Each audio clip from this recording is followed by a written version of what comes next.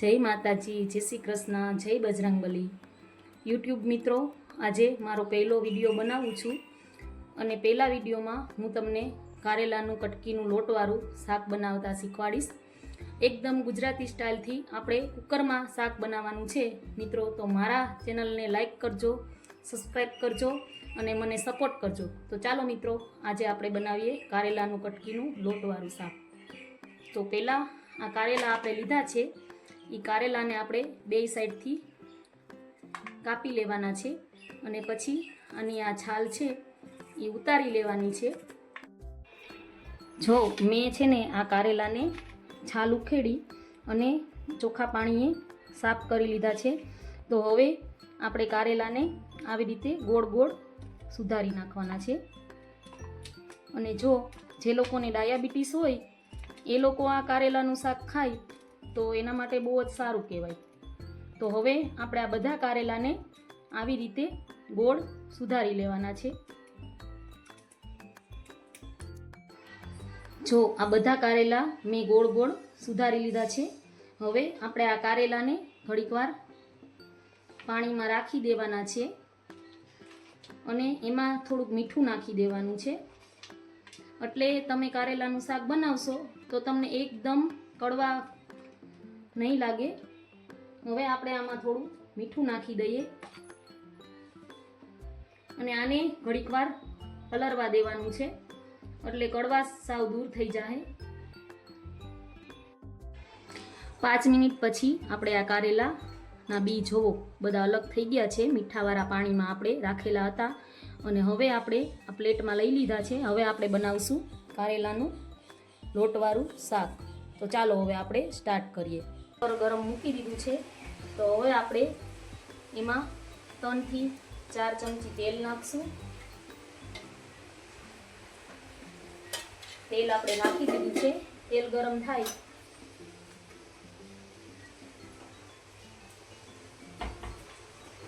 એમાં નાખશું થોડી હિંગ। મેં તમને કીધું હતું કે આપણે કુકરમાં ફટાફટ કારેલાનું શાક બનાવવું હોય તો આવી રીતે તમે ટ્રાય કરજો, ફટાફટ બની જશે, વારેય નહીં લાગે અને એકદમ મસ્ત બનશે।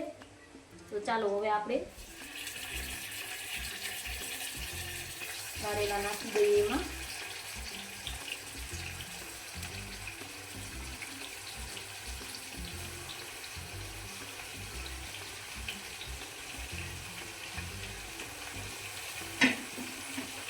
હવે એમાં આપણે થોડી હળદર નાખશું અને થોડું મીઠું નાખશું।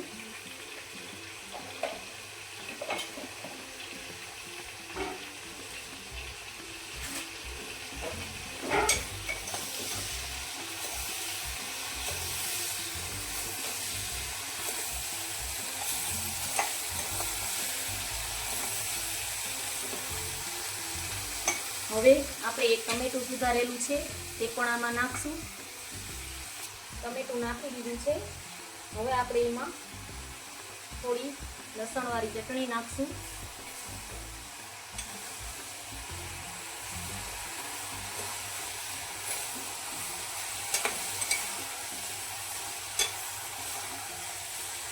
પ્લીઝ મારા વિડીયોને લાઈક કરજો, સબસ્ક્રાઈબ કરજો અને મને સપોર્ટ કરજો।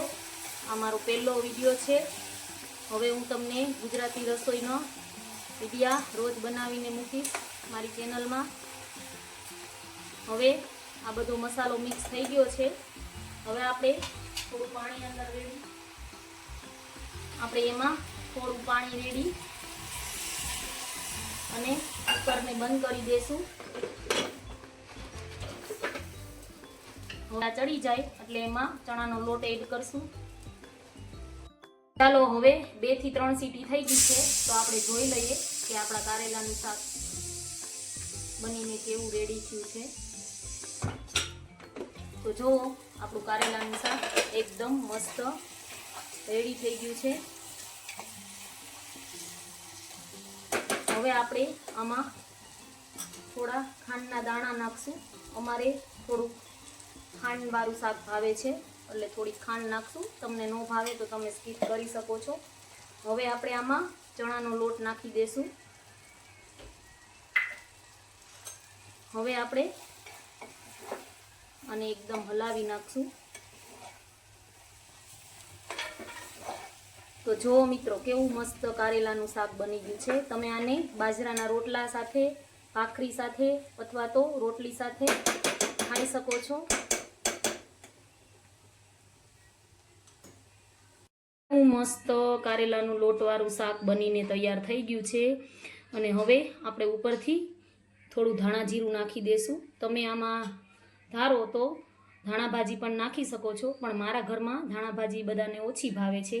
ખાસ કરીને મારી બેબી છે એ ધાણા ભાજી ખાતી જ નથી, એટલે આપણે ખાલી ધાણા જીરું જ છાંટ્યું છે ઉપર. તો હવે મારા વિડીયોને તમે લાઈક કરજો, શેર કરજો, સબસ્ક્રાઈબ કરજો. અને આ મારો પહેલો વિડીયો છે. આમાં જો કાંઈ બરાબર થયું ન હોય તો પણ તમે મને સપોર્ટ કરજો. હવેથી હું બધા સરસ વિડીયો જો મારા વિડીયોમાં તમને કંઈ ભૂલ લાગે તો મને પ્લીઝ કમેન્ટમાં જરૂરથી કહેજો. જય માતાજી, જય શ્રી કૃષ્ણ, જય બજરંગબલી દાદા.